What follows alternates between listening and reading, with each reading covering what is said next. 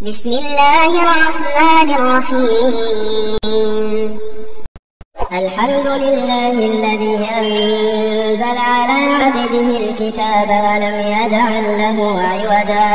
قيما لينذر بأسا شديدا من لدنه ويبشر المؤمنين الذين يعملون الصالحات أن لهم أجرا حسنا ماكثين فيه أبدا وينذر الذين قالوا اتخذ الله ولدا ما لهم به من علم ولا لآبائهم كبرت كلمة تخرج من أفواههم إن يقولون إلا كذبا فلعلك باخع نفسك على آثارهم إن لم يؤمنوا بهذا الحديث أسفا إنا جعلنا ما على الأرض زينة لها لنبلوهم أيهم أحسن عملا وإنا لجاعلون ما عليها صعيدا جرزا أم حسبت أن أصحاب الكهف والرقيم كانوا من آياتنا عجبا إذ أوى الفتية إلى الكهف فقالوا ربنا آتنا من لدنك رحمة وهيئ لنا من أمرنا رشدا فضربنا على آذانهم في الكهف سنين عددا ثم بعثناهم لنعلم أي الحزبين أحصى لما لبثوا أبدا نحن نقص عليك نبأهم بالحق إنهم فتية آمنوا بربهم وزدناهم هدى وربطنا على قلوبهم إذ قاموا فقالوا ربنا رب السماوات والأرض لن ندعو من دونه إلها لقد قلنا إذا شططا هؤلاء قومنا اتخذوا من دونه آلهة لولا يأتون عليهم بسلطان بين فمن أظلم ممن افترى على الله كذبا وإذ اعتزلتموهم وما يعبدون إلا الله فأووا إلى الكهف ينشر لكم ربكم من رحمته ويهيئ لكم من أمركم مرفقا وترى الشمس إذا طلعت تزاور عن كهفهم ذات اليمين وإذا غربت تقرضهم ذات الشمال وهم في فجوة منه ذلك من آيات الله من يهد الله فهو المهتد ومن يضلل فلن تجد له وليا مرشدا وتحسبهم أيقاظا وهم رقود ونقلبهم ذات اليمين وذات الشمال وكلبهم باسط ذراعيه بالوصيد لو اطلعت عليهم لوليت منهم فرارا ولملئت منهم رعبا وكذلك بعثناهم ليتساءلوا بينهم قال قائل منهم كم لبثتم قالوا لبثنا يوما أو بعض يوم قالوا ربكم أعلم بما لبثتم فابعثوا أحدكم بورقكم هذه إلى المدينة فلينظر أيها أزكى طعاما فليأتكم برزق منه وليتلطف ولا يشعرن بكم أحدا إنهم إن يظهروا عليكم يرجموكم أو يعيدوكم في ملتهم ولن تفلحوا إذا أبدا وكذلك أعثرنا عليهم ليعلموا أن وعد الله حق وأن الساعة لا ريب فيها إذ يتنازعون بينهم أمرهم فقالوا بنوا عليهم بنيانا ربهم أعلم بهم قال الذين غلبوا على أمرهم لنتخذن عليهم مسجدا سيقولون ثلاثة رابعهم كلبهم ويقولون خمسة سادسهم كلبهم رجما بالغيب ويقولون سبعة وثامنهم كلبهم قل ربي أعلم بعدتهم ما يعلمهم إلا قليل فلا تمار فيهم إلا مراء ظاهرا ولا تستفت فيهم منهم أحدا ولا تقولن لشيء إني فاعل ذلك غدا إلا أن يشاء الله واذكر ربك إذا نسيت وقل عسى أن يهديني ربي لأقرب من هذا رشدا ولبثوا في كهفهم 300 سنين وازدادوا 9 قل الله أعلم بما لبثوا له غيب السماوات والأرض أبصر به وأسمع ما لهم من دونه من ولي ولا يشرك في حكمه أحدا واتل ما أوحي إليك من كتاب ربك لا مبدل لكلماته ولا تجد من دونه ملتحدا واصبر نفسك مع الذين يدعون ربهم بالغداة والعشي يريدون وجهه ولا تعد عيناك عنهم تريد زينة الحياة الدنيا ولا تطع من أغفلنا قلبه عن ذكرنا واتبع هواه وكان أمره فرطا وقل الحق من ربكم فمن شاء فليؤمن ومن شاء فليكفر إنا أعتدنا للظالمين نارا أحاط بهم سرادقها وإن يستغيثوا يغاثوا بماء كالمهل يشوي الوجوه بئس الشراب وساءت مرتفقا إن الذين آمنوا وعملوا الصالحات إنا لا نضيع أجر من أحسن عملا أولئك لهم جنات عدن تجري من تحتهم الأنهار يحلون فيها من أساور من ذهب ويلبسون ثيابا خضرا من سندس واستبرق متكئين فيها على الأرائك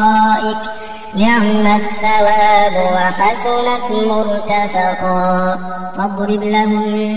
مثل الرجلين جعلنا لأحدهما جنتين من أعناب وحففناهما بنخل وجعلنا بينهما زرعا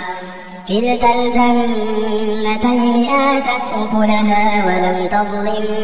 منه شيئا وفجرنا خلالهما نهرا وكان له ثمر فقال لصاحبه وهو يحاوره أنا أكثر منك مالا وأعز نفرا ودخل جنته وهو ظالم لنفسه قال ما أظن أن تبيد هذه أبدا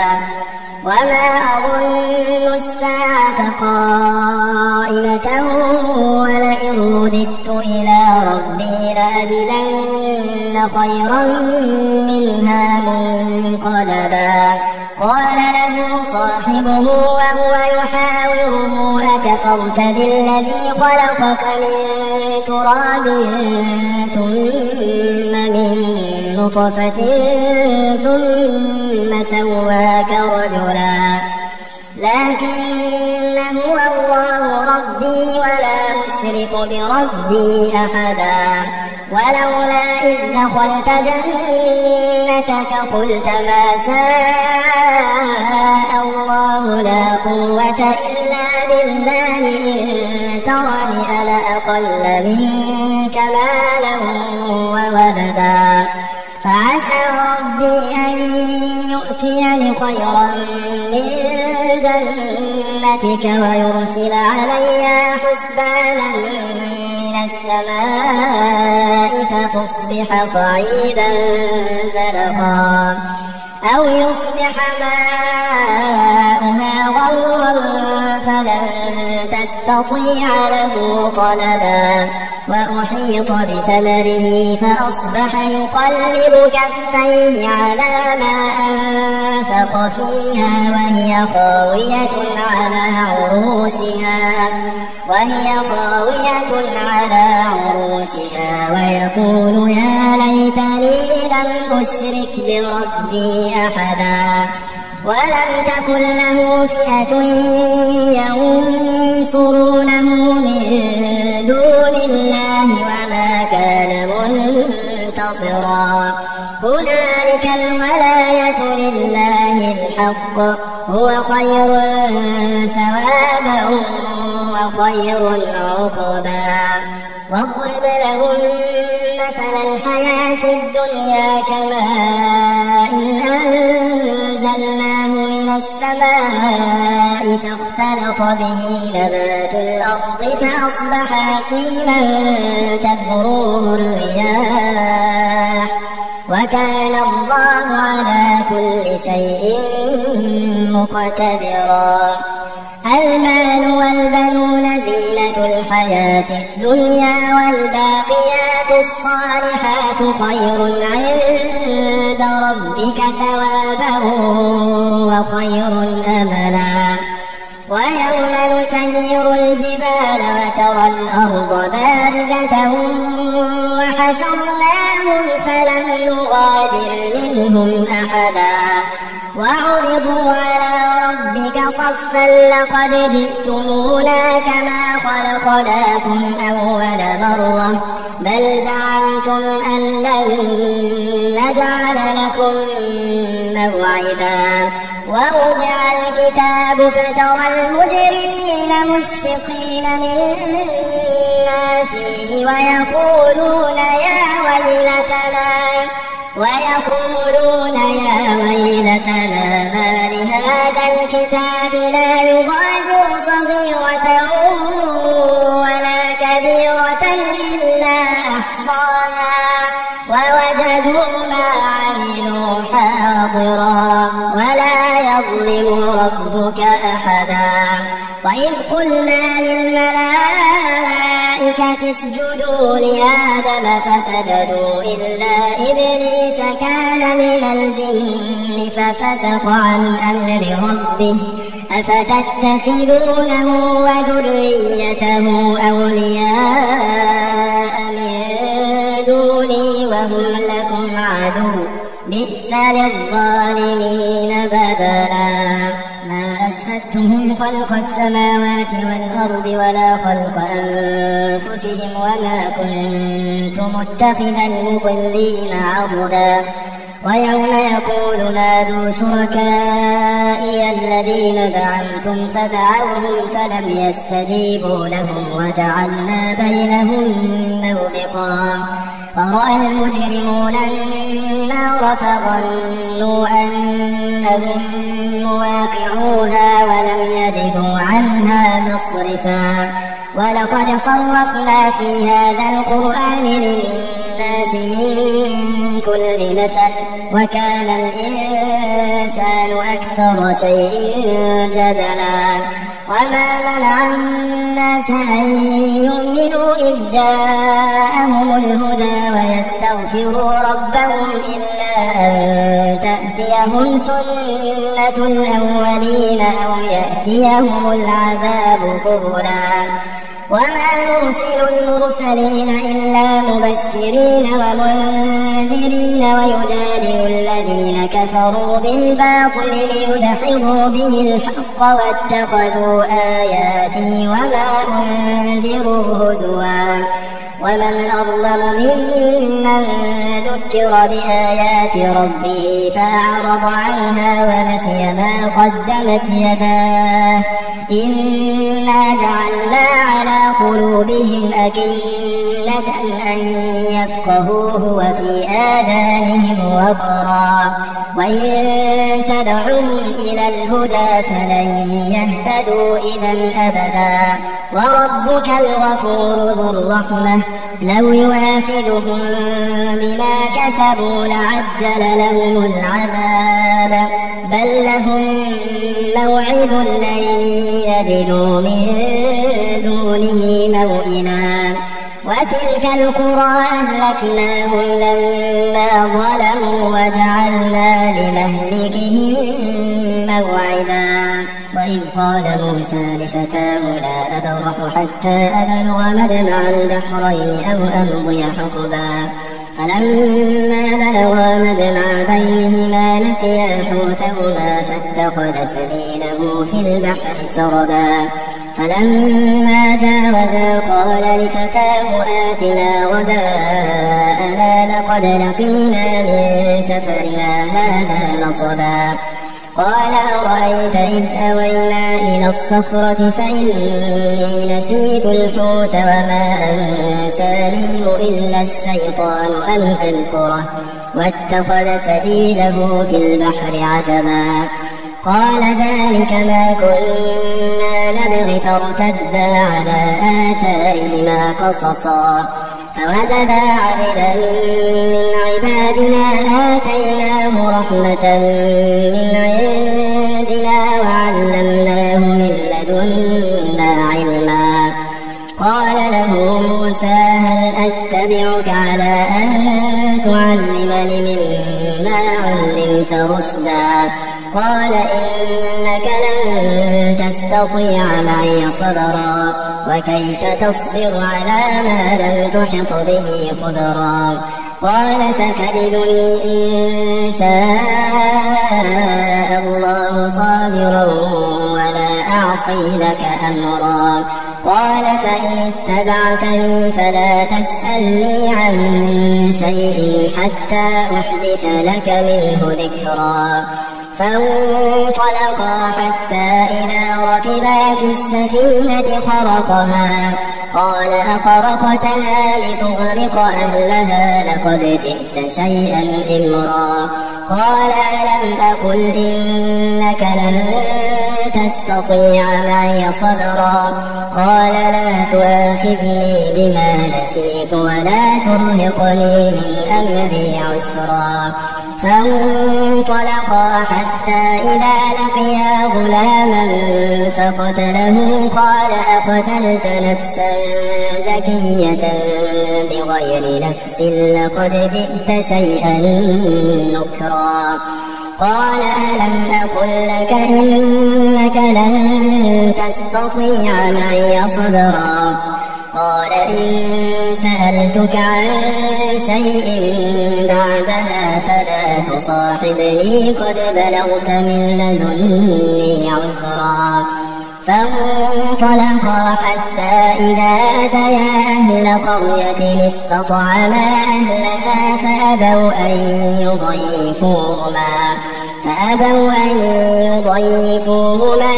فوجدا فيها جدارا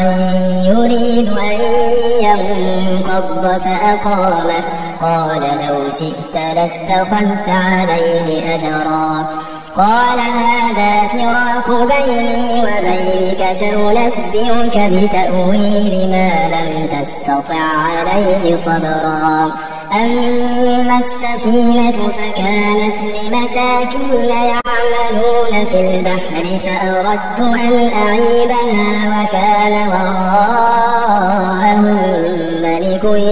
يأخذ كل سفينة غصبا وأما الغلام فكان أبواه مؤمنين فخشينا أن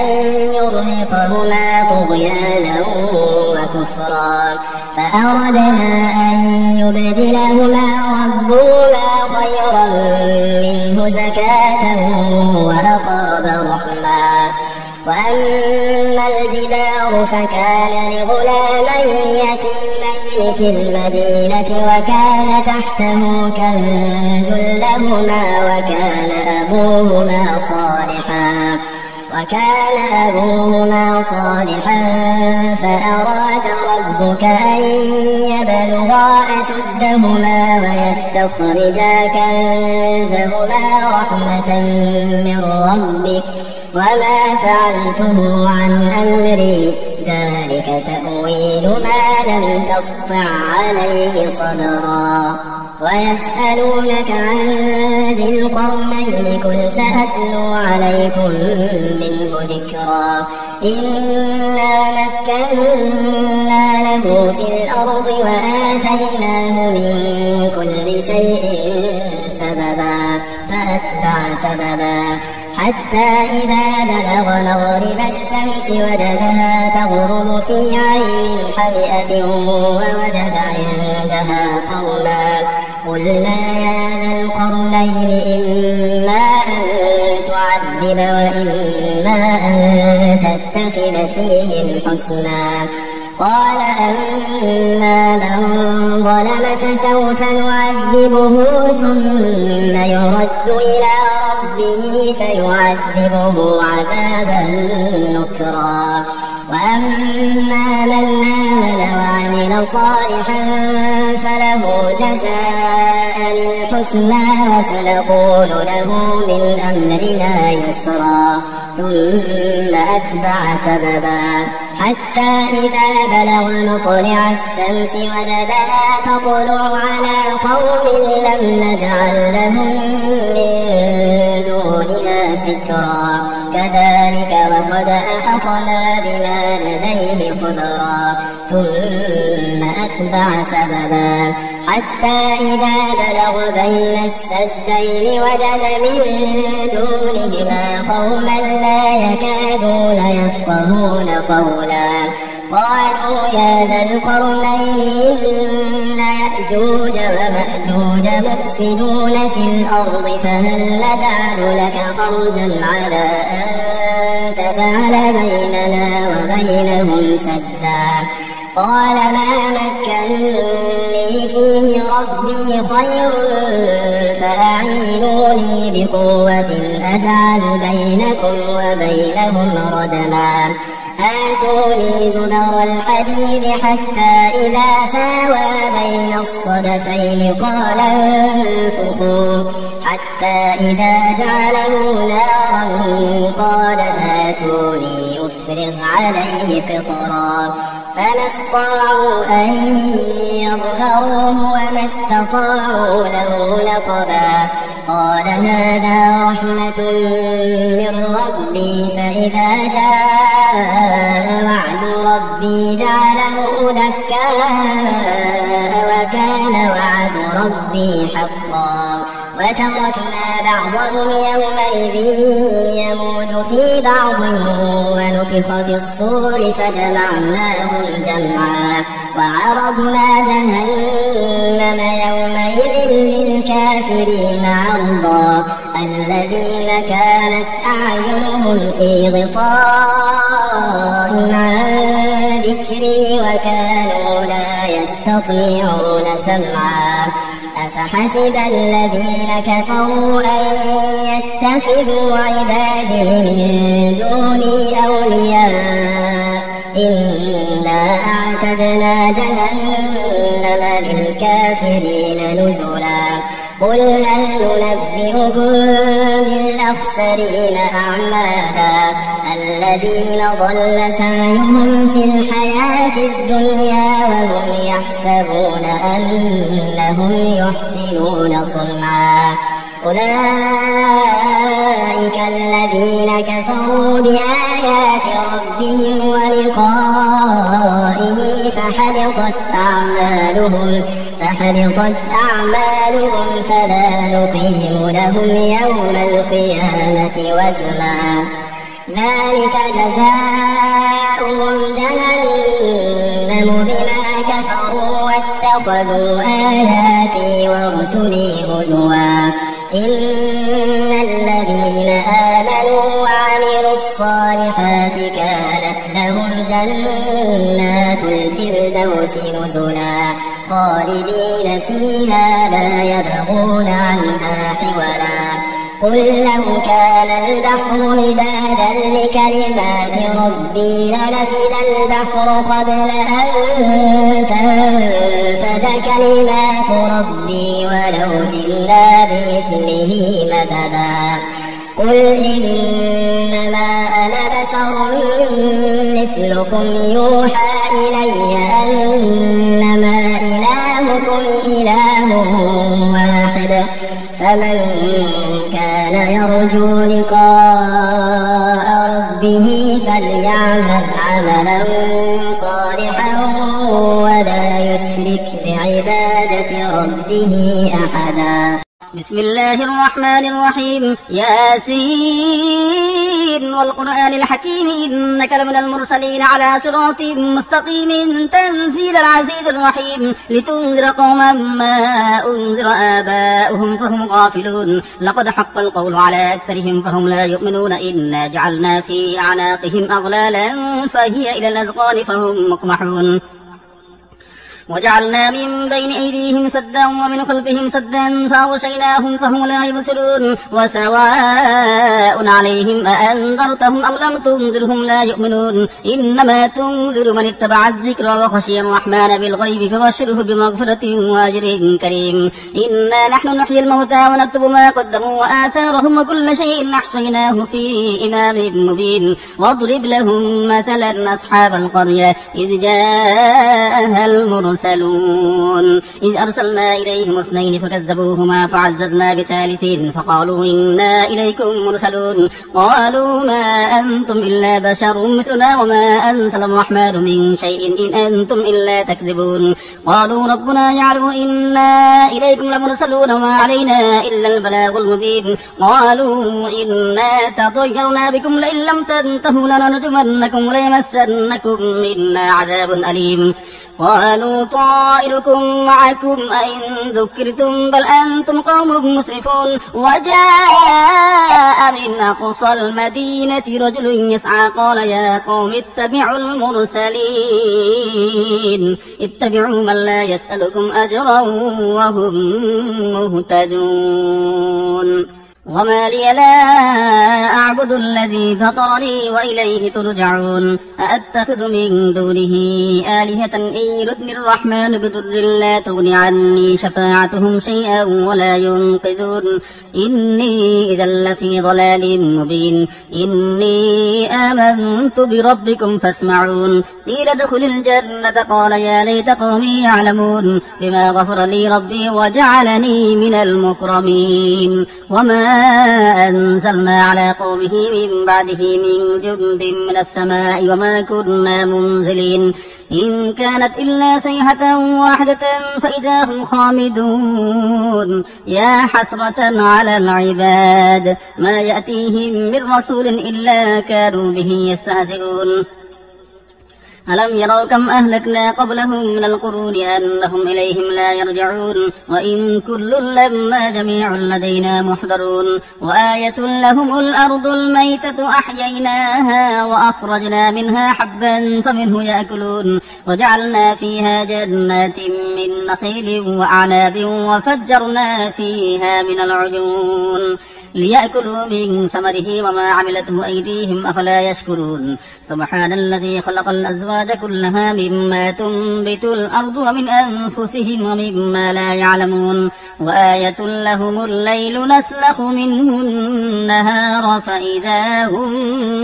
مظلمون والشمس تجري لمستقر لها ذلك تقدير العزيز العليم والقمر قدرناه منازل حتى عاد كالعرجون القديم لا الشمس ينبغي لها أن تدرك القمر ولا الليل سابق النهار وكل في فلك يسبحون وآية لهم أنا حملنا ذريتهم في الفلك المشحون وخلقنا لهم من مثله ما يركبون وإن نشأ نغرقهم فلا صريخ لهم ولا هم ينقذون إلا رحمة منا ومتاعا إلى حين وإذا قيل لهم اتقوا ما بين أيديكم وما خلفكم لعلكم ترحمون وما تأتيهم من آية من آيات ربهم إلا كانوا عنها معرضين وإذا قيل لهم أنفقوا مما رزقكم الله قال الذين كفروا للذين آمنوا أنطعم من لو يشاء الله أطعمه إن أنتم إلا في ضلال مبين ويقولون متى هذا الوعد إن كنتم صادقين ما ينظرون إلا صيحة واحدة تأخذهم وهم يخصمون فلا يستطيعون توصية ولا إلى أهلهم يرجعون ونفخ في الصور فإذا هم من الأجداث إلى ربهم ينسلون قالوا يا ويلنا من بعثنا من مرقدنا هذا ما وعد الرحمن وصدق المرسلون إن كانت إلا صيحة واحدة فإذا هم جميع لدينا محضرون فاليوم لا تظلم نفس شيئا ولا تجزون إلا ما كنتم تعملون إن أصحاب الجنة اليوم في شغل فاكهون هم وأزواجهم في ظلال على الأرائك متكئون لهم فيها فاكهة ولهم ما يدعون سلام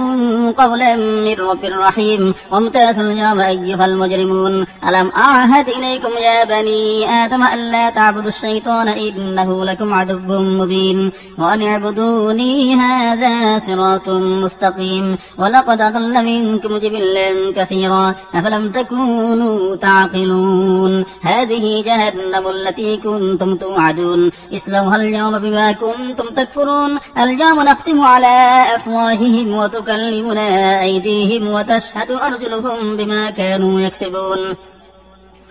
ولو نشاء لطمسنا على أعينهم فاستبقوا الصراط فأنى يبصرون ولو نشاء لمسخناهم على مكانتهم فما استطاعوا مضيا ولا يرجعون ومن نعمره ننكسه في الخلق أفلا يعقلون وما علمناه الشعر ما ينبغي له إن هو إلا ذكر وقرآن مبين لينذر من كان حيا ويحق القول على الكافرين أولم يروا أنا خلقنا لهم مما عملت أيدينا أنعاما فهم لها مالكون وذللناها لهم فمنها ركوبهم ومنها يأكلون ولهم فيها منافع ومشارب أفلا يشكرون واتخذوا من دون الله آلهة لعلهم ينصرون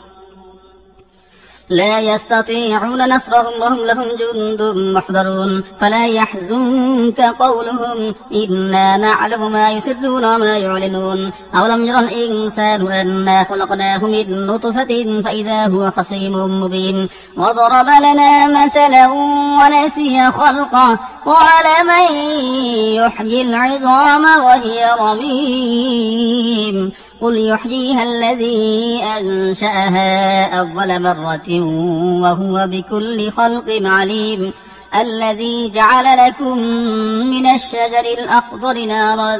فإذا أنتم منه توقدون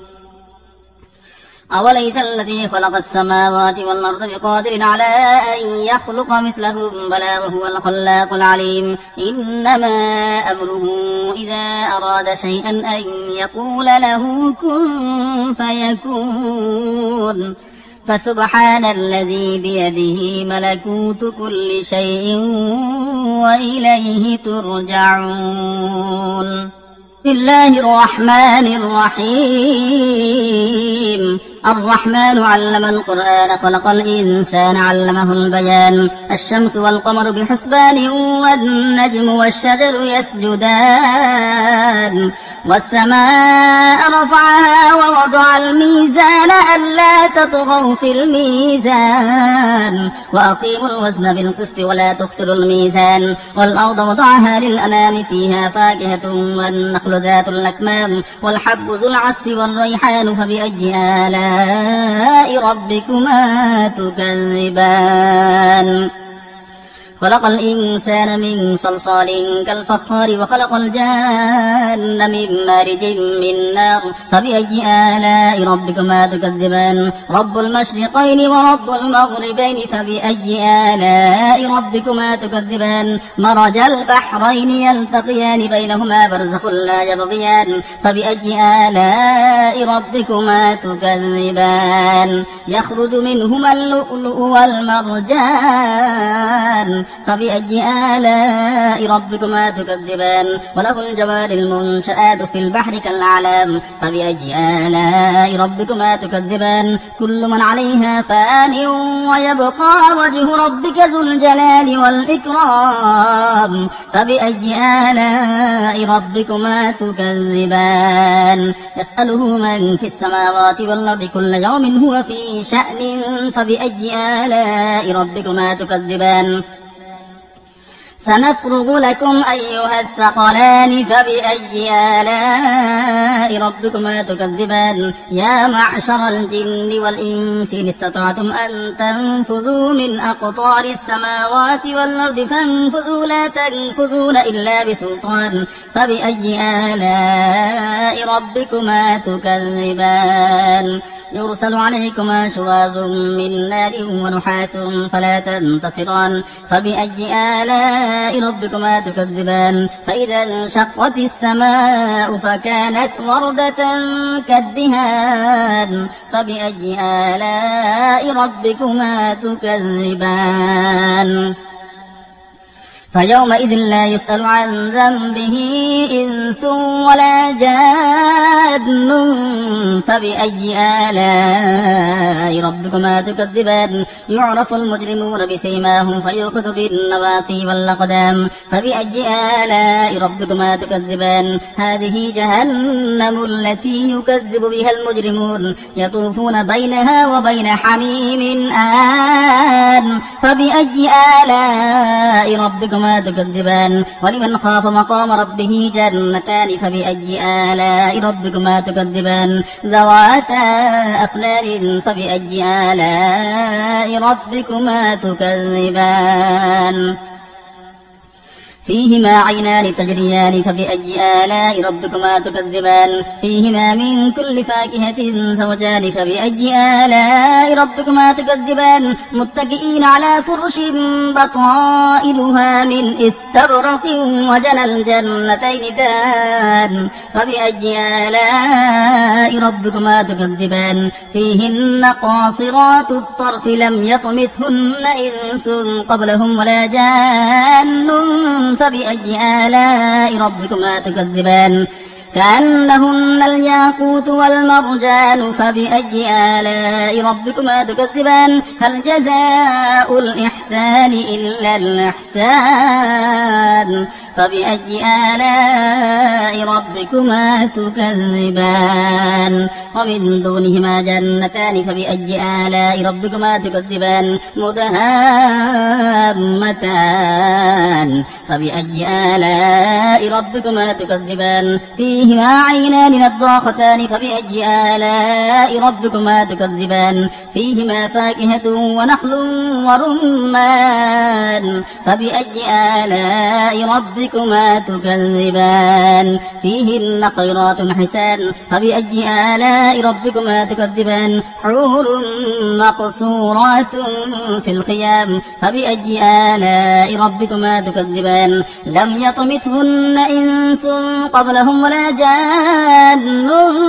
فبأي آلاء ربكما تكذبان متكئين على رفرف خضر وعبقري حسان فبأي آلاء ربكما تكذبان تبارك اسم ربك ذي الجلال والإكرام. بسم الله الرحمن الرحيم. إذا وقعت الواقعة ليس لوقعتها كاذبة خافضة رافعة. إذا رجت الأرض رجا وبست الجبال بسا فكانت هباء منبثا وكنتم أزواجا ثلاثة فأصحاب الميمنة ما أصحاب الميمنة وأصحاب المشأمة ما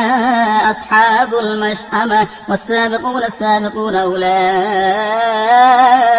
المقربون في جنات النعيم ثلة من الأولين وقليل من الآخرين على سرر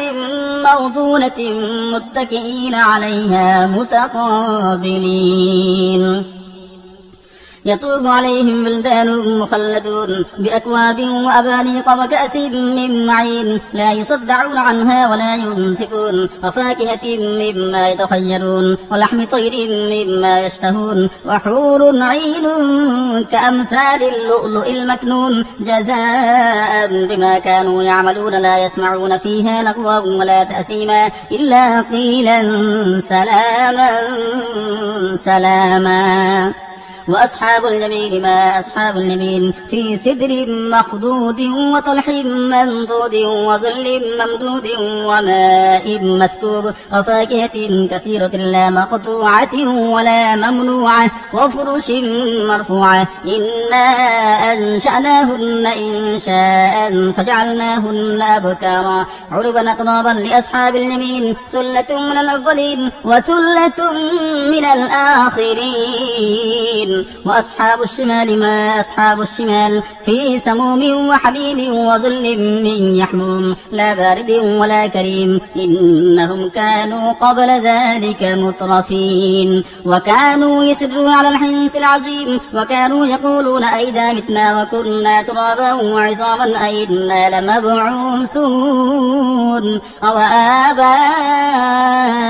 الأولون قل إن الأولين والآخرين لمجموعون إلى ميقات يوم معلوم ثم إنكم أيها الضالون المكذبون لآكلون من شجر من زقوم فمالئون منها البطون فشاربون عليه من الحميم فشاربون شرب الهيم هذا نزلهم يوم الدين نحن خلقناكم فلولا تصدقون أفرأيتم ما تمنون أأنتم تخلقونه أم نحن الخالقون نحن قدرنا بينكم الموت وما نحن بمسبوقين على أن نبدل أمثالكم وننشئكم فيما لا تعلمون ولقد علمتم النشأة الأولى فلولا تذكرون أفرأيتم ما تحرسون أأنتم تزرعونه أم نحن الزارعون لو نشاء لجعلناه حطاما فظلتم تفكهون إنا لمغرمون بل نحن محرومون أفرأيتم الماء الذي تشربون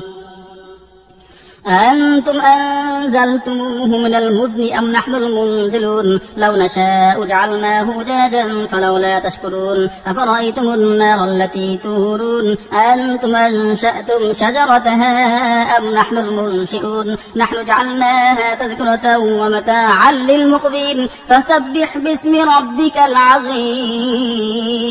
فلا أقسم بمواقع النجوم وإنه لقسم لو تعلمون عظيم إنه لقرآن كريم في كتاب مكنون لا يمسه إلا المطهرون تنزيل من رب العالمين أفبهذا الحديث أنتم مدهنون وتجعلون رزقكم أنكم تكذبون فلولا إذا بلغت الحلقوم وأنتم حينئذ تنظرون ونحن أقرب إليه منكم ولكن لا تبصرون فلولا إن كنتم غير مدينين ترجعونها إن كنتم صادقين فأما إن كان من المقربين فروح وريحان وجنة نعيم وأما إن كان من أصحاب اليمين فسلام لك من أصحاب اليمين وأما إن كان من المكذبين الضالين العالمين فنزل من حميم وتصلية جحيم إن هذا لهو حق اليقين فسبح باسم ربك العظيم. أعوذ بالله من الشيطان الرجيم. بسم الله الرحمن الرحيم.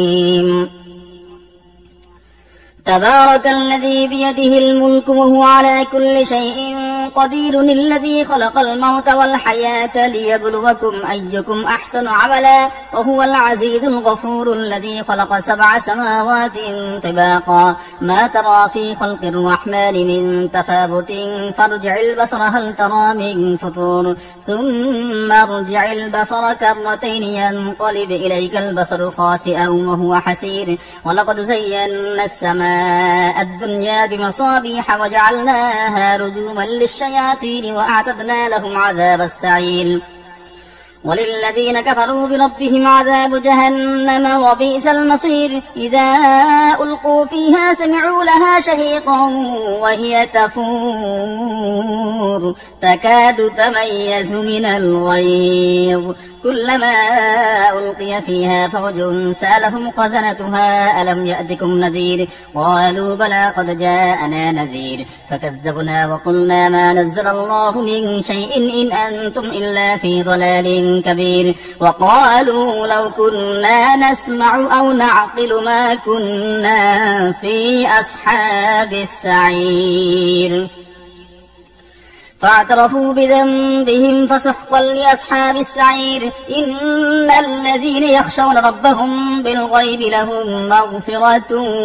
وأجر كبير وأسروا قولكم أو اجهروا به إنه عليم بذات الصدور ألا يعلم من خلق وهو اللطيف الخبير هو الذي جعل لكم الأرض ذلولا فامشوا في مناكبها وكلوا من رزقه وإليه النشور أأمنتم من في السماء أن يخسف بكم الأرض فإذا هي تمور أم أمنتم من في السماء أن يرسل عليكم حاصبا فستعلمون كيف نذير ولقد كذب الذين من قبلهم فكيف كان نكير أولم يروا للطير فوقهم صافات ويقبض ما يمسكهن إلا الرحمن إنه بكل شيء بصير أمن هذا الذي هو جند لكم ينصركم من دون الرحمن إن الكافرون إلا في غرور أمن هذا الذي يرزقكم إن أمسك رزقه بل لجوا في عتب ونفور أفمن يمشي مكبا على وجهه أهدى أمن يمشي سويا على صراط مستقيم قل هو الذي أنشأكم وجعل لكم السمع والأبصار والأفئدة قليلا ما تشكرون قل هو الذي ذرأكم في الأرض وإليه تحشرون ويقولون متى هذا الوعد إن كنتم صادقين قل إنما العلم عند الله وإنما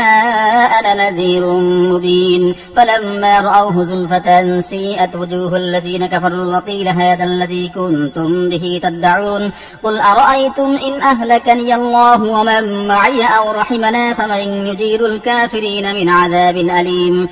قل هو الرحمن آمنا به وعليه توكلنا فستعلمون من هو في ضلال مبين قل أرأيتم إن أصبح ماؤكم غورا فمن يأتيكم بماء معين